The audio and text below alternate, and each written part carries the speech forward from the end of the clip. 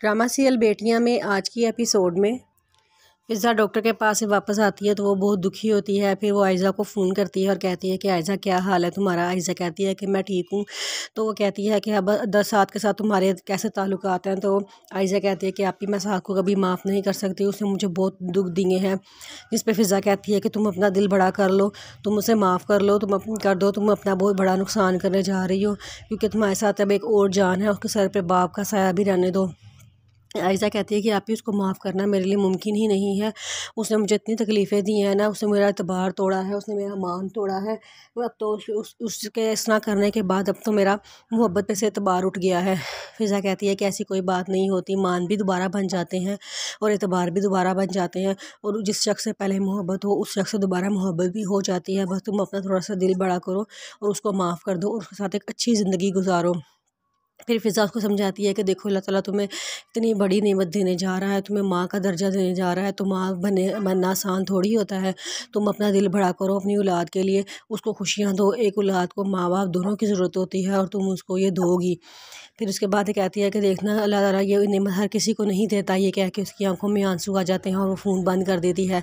आयज़ा को नहीं पता चलता कि क्या हुआ है, वो उसको हेलो हेलो करती रह जाती है, लेकिन फ़िज़ा फ़ोन बंद कर देती है। दानिश से सारी बातें सुन रहा होता है, वो उसके पास आता है और कहता है कि तुम मेरा हाथ पकड़ो और जितना तुमने रोना है ना आज खुल के रो लो। फिर फ़िज़ा उसका हाथ पकड़ के काफ़ी देर रोती रहती है। तो फिर दानिश उसे कहता है कि तुम इतना परेशान क्यों होती हो, इसलिए मैं तुम्हें डॉक्टर के पास नहीं लेके जाना जा रहा था कि तुम फिर बाद में टेंशन लोगी। देखो अब तुम कितनी टेंशन ले रही हो, मैं तुम्हारे साथ बहुत खुश हूँ, मेरी लाइफ तुम्हारे साथ मुकम्मल है, तुम क्यों परेशान होती हो, मुझे किसी औलाद की ज़रूरत नहीं है, मैं तुम्हारे साथ सारी ज़िंदगी गुजार लूँगा। वो दोनों ये बातें कर रहे होते हैं तो उनकी मामा कोई काम के सिलसिले में ऊपर आती हैं, दरवाजे के पास खड़ी होकर उनकी बातें सुन लेती हैं। फ़िज़ा कहती है कि ये बहुत बड़ा दुख होता है किसी औरत के लिए कि वो माँ नहीं बन सकती। तो दानिश कहता है कि मुझे कोई फ़र्क नहीं पड़ता तुम माँ बन सकती हो कि नहीं बन सकती, मुझे तुम अच्छी लगती हो, तुम्हारा दिल अच्छा है, तुम्हारे ख़यालात अच्छे हैं, वो तो मुझे मैं तुम्हारे साथ सारी ज़िंदगी गुजार लूँगा, मुझे कोई ज़रूरत नहीं है औलाद के लिए। लेकिन फ़िज़ा कहती है कि मुझे फ़र्क पड़ता है कि मेरी औलाद होती है कि नहीं होती, क्योंकि मैं आपको खुश देखना चाहती हूँ। मुझे पता है कि एक मर्द अपनी औलाद से कितना खुश होता है। दानिश कहता है कि बस अब आज के बारे में हम इस बारे में कोई बात नहीं करेंगे। अल्लाह ताला ने अगर हमें औलाद देनी हुई तो दे देगा, अगर नहीं देनी हुई तो कोई बात नहीं।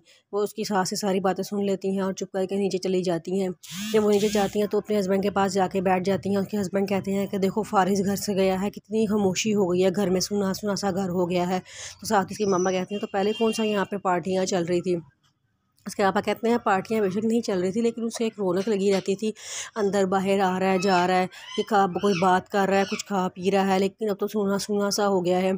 बस हमारी एक दुआ है कि वो जल्दी हमें दादा दादी बनने की खुशखबरी सुना दे। लेकिन पता नहीं आपको खुशी होती भी है या नहीं होती।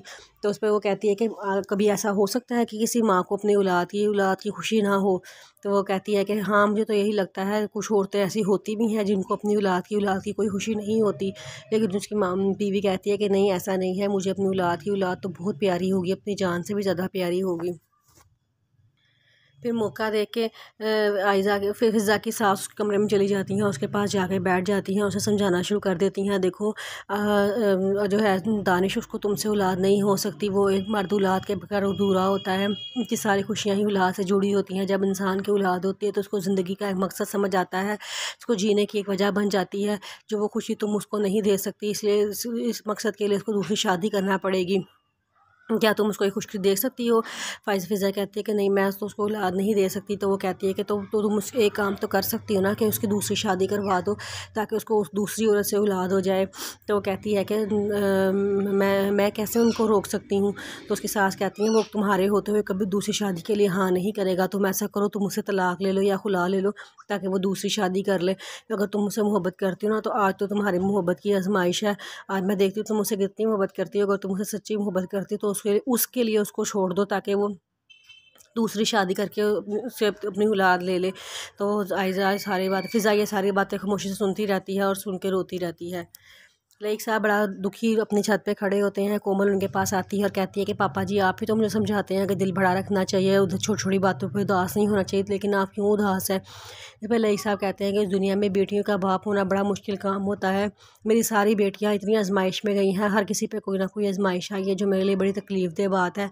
एक बच्चे पे आजमाइश आती है, सबसे ज़्यादा तकलीफ उसके माँ बाप को होती है, और मुझे तकलीफ़ है कि मेरी बच्चियाँ किसी ना किसी परेशानी में रही हैं। अब देखो अनम का हस्बैंड फोत हो गया है और आयज़ा का हस्बैंड के साथ लड़ाइयाँ चल रही हैं। फ़िज़ा का हस्बैंड सही हुआ है तो अब फ़िज़ा अब माँ नहीं बन सकती। देखो सारी किसी अपने अपने घरों में परेशान है, किसी का भी हम नहीं कह सकते वो खुश हैं सवाए हानिया के। तो वो कोमल कहती है पापा हर किसी की अपनी अपनी आजमाइश होती है, हर किसी अपनी अपनी आजमाइश को पूरा कर रहा है, आप परेशान ना हुआ करें, इंशाल्लाह सारा कुछ ठीक हो जाएगा।